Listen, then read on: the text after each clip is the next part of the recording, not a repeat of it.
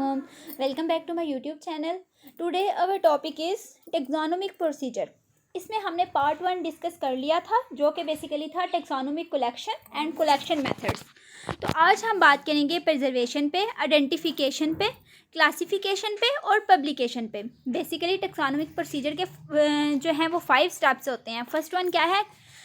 Collection है, ठीक है। सेकंड वन में प्रिजर्वेशन है, वो जो हमने कलेक्शन की, उसके बाद वो जो प्रिजर्वेशन की हुई है हमने जिन स्पेसिमेंट्स की, उनकी आइडेंटिफिकेशन है, उसके बाद उनकी क्लासिफिकेशन है और एट द एंड उनकी पब्लिकेशन है किसी भी अथेंटिक रिसर्च जर्नल में। तो आज हम सबसे पहले बात करेंगे स्पेसिमेंट्स की प्रिजर्वेशन पे। अब सबसे पहली बात आपको पता होनी चाहिए प्रिजर्वेशन एक्चुअली होता क्या है। स्टोरेज होता है, ठीक है, स्पेसिमेंट्स का। जैसे इंसेक्ट्स हो सकते हैं ताकि उनको हम फर्दर स्टडी के लिए यूज़ कर सकें। अब अगर हम आर्थ्रोपोड और इंसेक्ट स्पेसिमेंट्स की बात करें, अगर उनकी प्रॉपर प्रिजर्वेशन हो, यानी जो मेथड उनको सूट करता है, अगर उसके अकॉर्डिंग उनकी प्रिजर्वेशन होती है तो वो काफ़ी टाइम तक रह सकते हैं। ठीक हो गया। और प्रॉपर प्रिजर्वेशन में ये चीज़ भी इंक्लूड होती है कि वो जो प्रिजर्व्ड स्पेसिमेन है ना, वो हमें बताए कि उसका मतलब नाम क्या है, वो हमने उसको कलेक्ट किधर से किया है और किस टाइम पे कलेक्ट किया है। ठीक है, टाइम की, प्लेस की, कलेक्शन के बारे में भी वो हमें स्पेसिमेन खुद से बताता है। यानी उसके साथ हमने पढ़ा था ना, जो कलेक्टेड स्पेसिमेन है, कलेक्टेड स्पेसिमेन जो है ना, उसमें हमने कहा था कि एक नोट होता है, ठीक है, उस नोट में उसका नाम होता है, प्लेस होती है, कलेक्शन की टाइम होता है। तो इस तरह एक स्पेसिमेन हमें खुद अपने बारे में काफ़ी इन्फॉर्मेशन दे रहा होता है। इसके अलावा हमने बात की थी कि ये जो प्रिजर्व स्पेसिमेंस हैं ये काफ़ी टाइम के लिए रहते हैं, लेकिन उनकी मेंटेनेंस जो होती है उसकी काफ़ी कॉस्ट लगती है जब हम उनको एक टाइम के लिए प्रिजर्व करते हैं।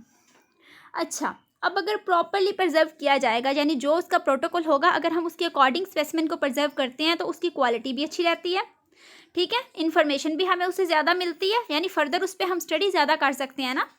और हमें फ़ायदा भी होता है कि हमने स्पेसिमेन को मेंटेन रखा हुआ था और हम उस पर खर्च भी करते हैं कि ये हमें ज़्यादा इन्फॉर्मेशन प्रोवाइड कर रहा है।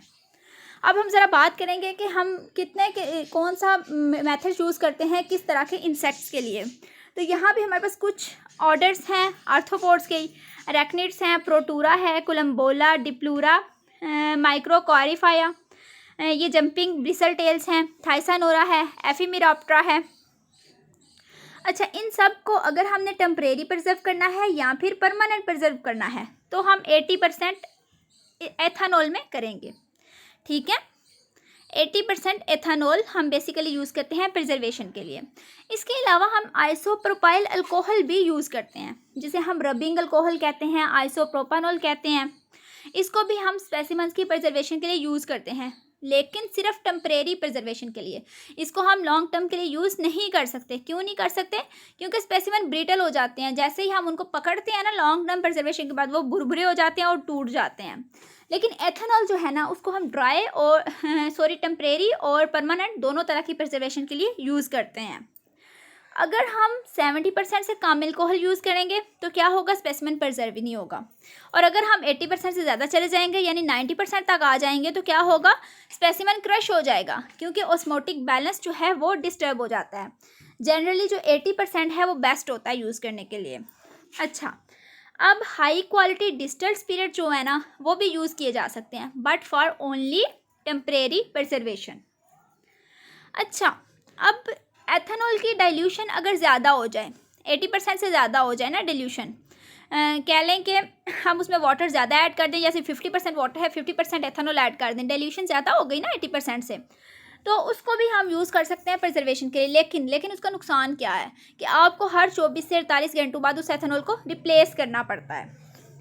अब कुछ इमेच्योर फ्लाइज हैं, ड्रैगन फ्लाइज हैं, बीटल्स वगैरह हैं, ये ना जैसे ही हम इनको एथेनॉल में ऐड करते हैं ना, तो ये इंटरनली ख़राब हो जाते हैं। इससे मुश्किल से बचने के 2 तरीके हैं। एक, हम क्या करें कि उनको पहले हम एथेनॉल इंजेक्ट कर दें।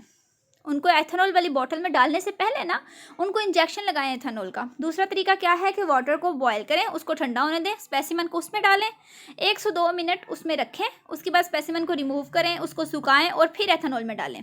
लेकिन ये प्रोसेस आपको रिपीट करना पड़ेगा आफ्टर एवरी 24 से 48 आवर्स। ठीक हो गया। अच्छा, अब स्पेसिमेंस को आपने अल्कोहल से तब तक नहीं निकालना जब तक पिनिंग नहीं करनी। अगर पहले निकाल लेंगे तो वो ख़राब हो जाएगा। अच्छा, अब यहाँ तक क्या हो गया, यहाँ पे प्रिजर्वेशन हो गई। अब नेक्स्ट स्टेप क्या होता है, हमने उसको आइडेंटिफाई करना है कि ये कौन सा स्पेसिमन है। हम कुछ करेक्टर्स देख लेते हैं, जैसे किसी का कलर देख लेते हैं, ठीक है। जैसे हम बीटल्स की अगर हम बात करें तो हम उनके स्केलेटन पे स्पेसिफिक फीचर्स हैं उनको देखते हैं, उनकी लेग्स को देखते हैं, ठीक है। तो इसको हम क्या कहते हैं, टेक्सोनोमिक आइडेंटिफिकेशन। अब इसके लिए हमारे पास ना स्पेसिफिक कीज़ होती हैं। कीज़ क्या होती हैं कि किसी स्पेसिमन के बारे में डिस्क्रिप्शंस हैं कि अगर ये चीज़ें फ़लाँ स्पेसिमन में हैं तो ये उस कैटेगरी से बिलोंग करता है। उसकी बेस पे हम क्लासिफिकेशन कर देते हैं किन की, स्पेसिमन्स की। अच्छा, डिस्क्रिप्शंस अब दो तरह की हो सकती हैं, रिटन डिस्क्रिप्शंस हो सकती हैं या पिक्चर्स हो सकती हैं। लेकिन इसमें ज़्यादा सूटेबल क्या है, रिटन, क्योंकि आपको पता है पिक्चर से तो इतना क्लियर नज़र ही नहीं आ रहा होता, और अगर नज़र भी आ रहा होता तो कन्फ्यूजन्स बहुत ज़्यादा रहती हैं। इसलिए जो रिटन डिस्क्रिप्शंस हैं उनको प्रेफर किया जाता है। अब जब हमारे पास हो गई आइडेंटिफिकेशन तो हम क्या करते हैं, क्लासिफिकेशन करते हैं और उसके बाद हम इसको पब्लिकेशन के लिए भेज देते हैं किसी भी रिसर्च जर्नल में, ठीक है। तो ये था हमारा टेक्सोनोमिक प्रोसीजर, जिसके 5 स्टेप्स हमने 1 बाय 1 डिस्कस कर लिए।